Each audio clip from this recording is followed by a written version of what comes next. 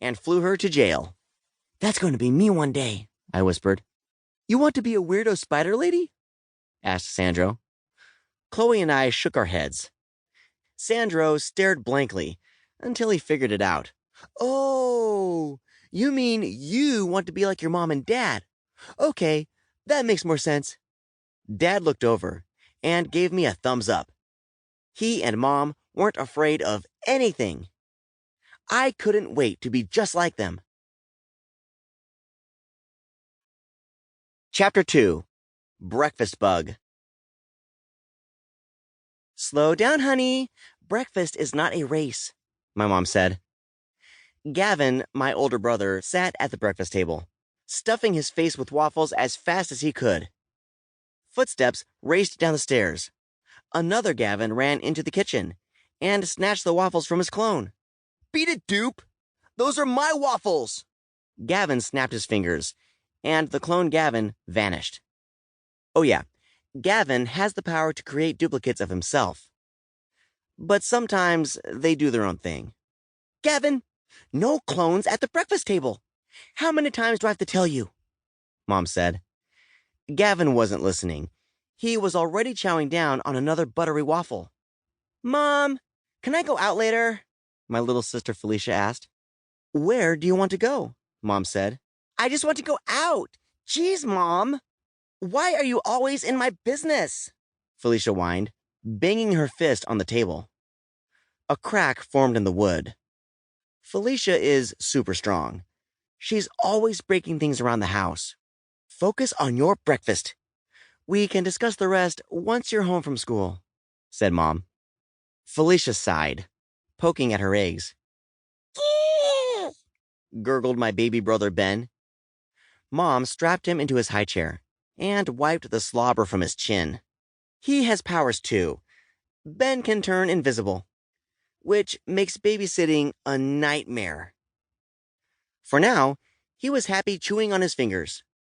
"Good job capturing Spydra yesterday, Mom," I said. "You and Dad are so confident out there. It's really inspiring."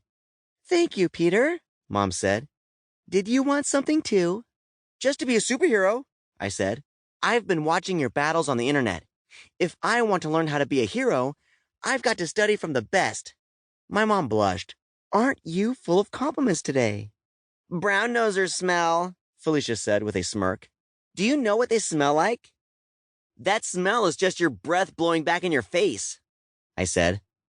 "Play nice, you two," my mom said. I lifted a forkful of waffle to my mouth. But just as I was about to open wide, I saw a giant bug sitting quietly on my waffle. "Bug!" I screamed, accidentally spraying ice all over the kitchen with my hands. Gavin and Felicia laughed and high-fived. "What is going on?" Mom exclaimed. "I didn't mean to," I said, starting to itch uncontrollably. Lately, when I get nervous or scared, my ice power goes crazy. Sorry. Gavin was laughing so hard, he fell out of his chair. "I put a fake plastic bug on Peter's waffle." "Gavin, you're grounded," Mom growled. "What? Why?" "It's not my fault Peter is afraid of bugs," Gavin complained. "If some icky, sticky, creepy crawly was on my waffle, I wouldn't freak out." "Excuse yourself from the table," Mom ordered. "You know what you did was wrong." Gavin got up and left the table in a huff. Meanwhile, I was still half itching, half paralyzed by the fact that I almost ate an insect. "Sorry about the ice everywhere," I said. "It's fine. Ice is just cold water." "But do you want to talk about your power explosion?" asked Mom. "I do not like bugs, and I do not want to talk about it," I said. "Well, if you don't want to talk to me, maybe talk to Grandpa Dale," Mom said. Mom's dad is the only person in the house who actually understands me. Grandpa used to be a famous superhero too, but he's retired. He's in a wheelchair now, but every once in a while, he'll get up and fly around the house with his big wings. Speaking of Grandpa, where is he?